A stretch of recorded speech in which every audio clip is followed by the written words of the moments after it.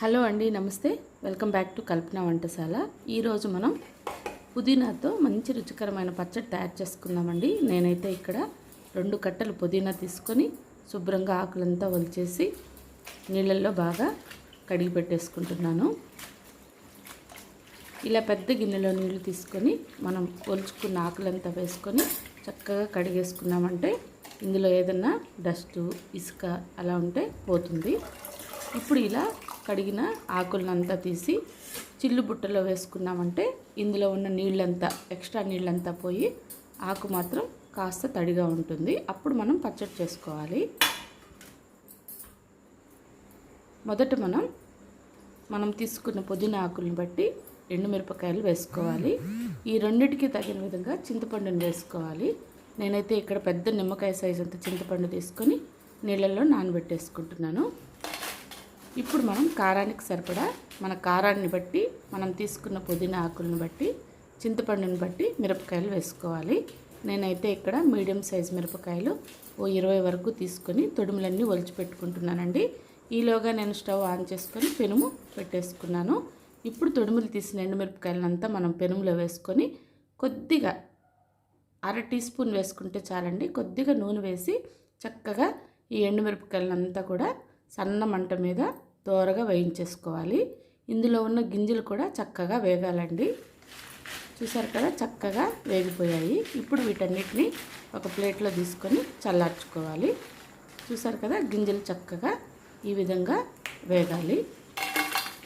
ప్లేట్లో పెట్టేసుకొని పక్కన పెట్టి చల్లార్చుకుందాము.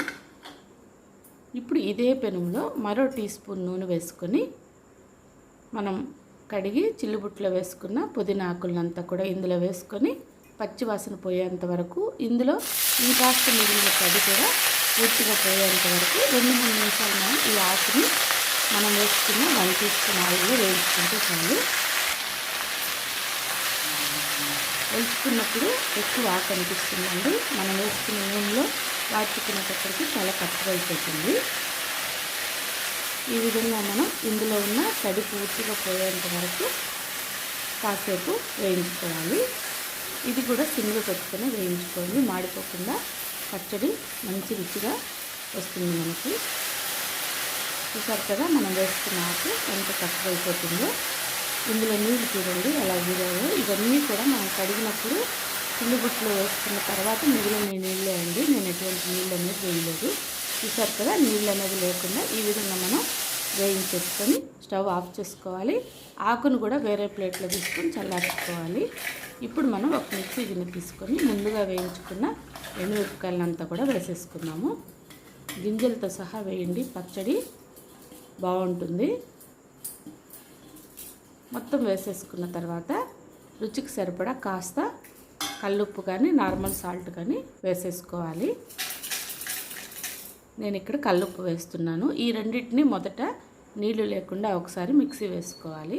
ఇప్పుడు మనం నానబెట్టుకున్న చింతపండును కూడా ఇందులో వేసి అవసరమైతే కొద్దిగా వాటర్ వేసి, చింతపండు నీళ్ళే వేయండి, కొద్దిగా వేసుకొని దీన్ని కొంచెం మెత్తగా మెదిగేలాగా మరోసారి మిక్సీ వేసేసుకోవాలి. మరి మెత్తగా పేస్ట్ లాగా వేసేసుకోకూడదండి. ఈ విధంగా మనం మిక్సీ వేసుకున్న తర్వాత చివరిగా పుదీనా కూడా చల్లార్చుకున్నాం కదా, దాన్ని కూడా వేసేసి మరొక్కసారి మనం మిక్సీ వేసేసుకోవాలి.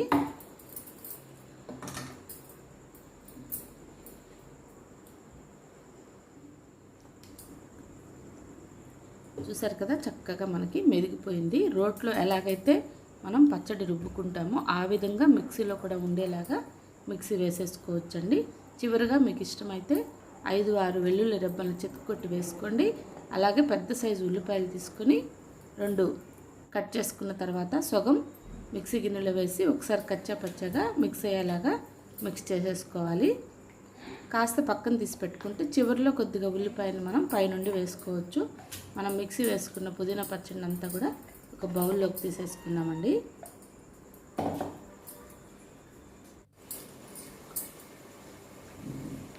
ఇప్పుడు మిక్సీ గిన్నెలో కొద్దిగా చింతపండులో నీళ్లు మిగులుంటే అవి వేయండి, లేదంటే నార్మల్ ఫ్రెష్ వాటర్ కూడా కొద్దిగా వేసుకొని మిక్సీ కడిగి పచ్చడిలో వేసేసుకోండి. అలాగే మనం తీసి పెట్టుకున్న ఉల్లిపాయలను కూడా చివరిలో యాడ్ చేసుకున్నామంటే కొంచెం పెద్ద ముక్కలుగా కూడా మనకు పచ్చడిలో కనిపిస్తుంటాయి. కొన్నేమో పచ్చడిలో కలిసిపోయేలాగా మెదిగిపోయి ఉంటాయి. కొన్ని మనం పైనుండి వేసుకుంటే తినేటప్పుడు ఉల్లిపాయలు తగులుతూ పుదీనా పచ్చడి చాలా రుచిగా ఉంటుంది. అంతే అండి, చాలా సింపుల్ కదా, రుచి సూపర్గా ఉంటుంది. నేను చేసిన పుదీనా పచ్చడి నచ్చినట్లయితే లైక్ చేసి షేర్ చేసి తప్పకుండా సబ్స్క్రైబ్ చేసుకొని మన ఛానల్లో మిగతా రెసిపీస్ అన్నీ చూడండి. మరో టేస్టీ రెసిపీతో మళ్ళీ కలుద్దాం. Thank you for watching.